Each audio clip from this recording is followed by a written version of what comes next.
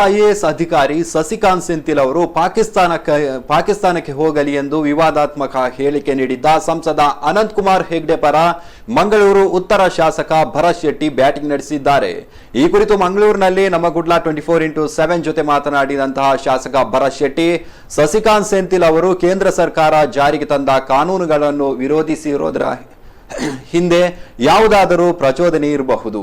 ಓರ್ವ ಅಧಿಕಾರಿಯಾಗಿ ಸೆಂಥಿಲ್ ಅವರು ತನಗೆ ಕೇಂದ್ರ ಸರ್ಕಾರ ಜಾರಿಗೆ ತಂದ ಮಸೂದೆ ಬಗ್ಗೆ ಆಕ್ಷೇಪವಿದ್ರೆ ಕಾನೂನು ಹೋರಾಟ ಮಾಡಬಹುದಿತ್ತು. ಆದರೆ ಅವರು ಕಾಶ್ಮೀರ ವಿಶೇಷ ಮಾನ್ಯತೆ ರದ್ದು, ತ್ರಿವಳಿ ತಲಾಕ್ ನಿಷೇಧ, ಅಯೋಧ್ಯೆ ವಿಚಾರವಾಗಿ ಮಾತನಾಡಿದ್ದಾರೆ. ಇವೆಲ್ಲವೂ ರಾಜಕೀಯ ಪ್ರೇರಿತವಾಗಿರುವ ಸಾಧ್ಯತೆ ಇದೆ. ಈ ನಿಟ್ಟಿನಲ್ಲಿ ಸಂಸದ ಅನಂತ್ ಕುಮಾರ್ ಹೆಗ್ಡೆ ಪಾಕಿಸ್ತಾನಕ್ಕೆ ಹೋಗಲಿ ಎಂದಿದ್ದಾರೆ. ಹಾಗಂತ ಅದರ ಹಿಂದಿರುವ ಭಾವಾರ್ಥವನ್ನು ನಾವೆಲ್ಲರೂ ಅರ್ಥೈಸಿಕೊಳ್ಬೇಕು ಅಂತ ಭರತ್ ಶೆಟ್ಟಿ ಹೇಳಿದ್ದಾರೆ.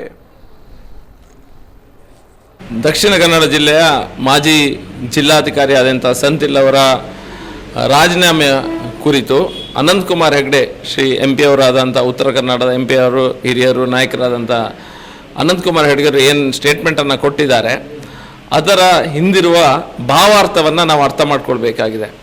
ಯಾಕಂದರೆ ಒಂದು ಭಾರತ ದೇಶದ ಡೆಮೊಕ್ರೆಟಿಕ್ಲಿ ಪ್ರಜಾಪ್ರಭುತ್ವ ಮೂಲಕ ಏನೊಂದು ಡಿಸಿಷನ್ ತೊಗೊಂಡಿದ್ದಾರೆ. ಕಾಶ್ಮೀರದ ಇಶ್ಯೂ ಇರ್ಬೋದು, ಟ್ರಿಪಲ್ ತಲಾಕ್ ಇರ್ಬೋದು, ಅದೆಲ್ಲ ಅಯೋಧ್ಯೆ ಇಶ್ಯೂ ಇನ್ನೂ ಸಹ ಕೋರ್ಟಲ್ಲಿ ಉಂಟು. ಯಾಕೆ ಸೆಂಥಿಲ್ ಅವರು ಅದ್ರ ಬಗ್ಗೆ ಮಾತಾಡಿದರೆ ನನಗಿನ್ನೂ ಅರ್ಥ ಆಗ್ತಾ ಇಲ್ಲ. ಆದರೆ ಅದ್ರ ಹಿಂದಿರುವ ಭಾವನೆಯನ್ನು ನಾವು ಅರ್ಥ ಮಾಡ್ಕೊಳ್ಬೇಕು. ಏನು ಅವ್ರು ಪಾಕಿಸ್ತಾನಕ್ಕೆ ಅವರು ಹೋಗಲಿ ಅಂತ ಹೇಳಿದ್ದಾರೆ, ಒಂದು ಕರ್ನಾಟಕ ಅಲ್ಲ, ಭಾರತ ಸರ್ಕಾರದ ನಿಲುವನ್ನು ಒಬ್ಬ ವ್ಯಕ್ತಿ ವಿರೋಧಿಸಿದೆ, ಅದು ಒಬ್ಬ IAS ಆಫೀಸರ್ ವಿರೋಧಿಸಿದಾಗ ಯಾಕೆ ವಿರೋಧಿಸ್ತಾನೆ? ಅವನಿಗೆ ಏನಾದರೂ ಪ್ರಚೋದನೆಗಳು ಉಂಟಾ? ಬೇರೆ ವ್ಯಕ್ತಿಗಳು ಏನಾದರೂ ಅವನಿಗೆ ಈ ವಿಷಯವನ್ನು ತೆಗೆದುಕೊಂಡು ನೀವು ರಿಸೈನ್ ಮಾಡಿ ಅಂತ ಹೇಳಿದ್ರ? ಇದರ ಬಗ್ಗೆ ಸಂಶಯ ಮೂಡುವುದು ಸಹಜ. ಸಾರ್ವಜನಿಕ ವಲಯದಲ್ಲಿ ಈ ಸ್ಟೇಟ್ಮೆಂಟ್ ಕೊಟ್ಟು ಏನು ರೆಸಿಗ್ನೇಷನ್ನ ಕೊಟ್ಟಿದ್ದಾರೆ, ರಾಜೀನಾಮೆಯನ್ನು ಕೊಟ್ಟಿದ್ದಾರೆ, ಅದು ಆಘಾತವನ್ನು ತಂದಿದೆ. ಪ್ರತಿಯೊಬ್ಬ ಸಾರ್ವಜನಿಕರು ಕೇಳಿದಾಗ ಸಹ ಖಾಲಿ ರಾಜೀನಾಮೆ ಕೊಡುವುದಲ್ಲ, ರಾಜೀನಾಮೆ ಕೊಡುವ ವೇಳೆಗೆ ನನಗೆ ಅದು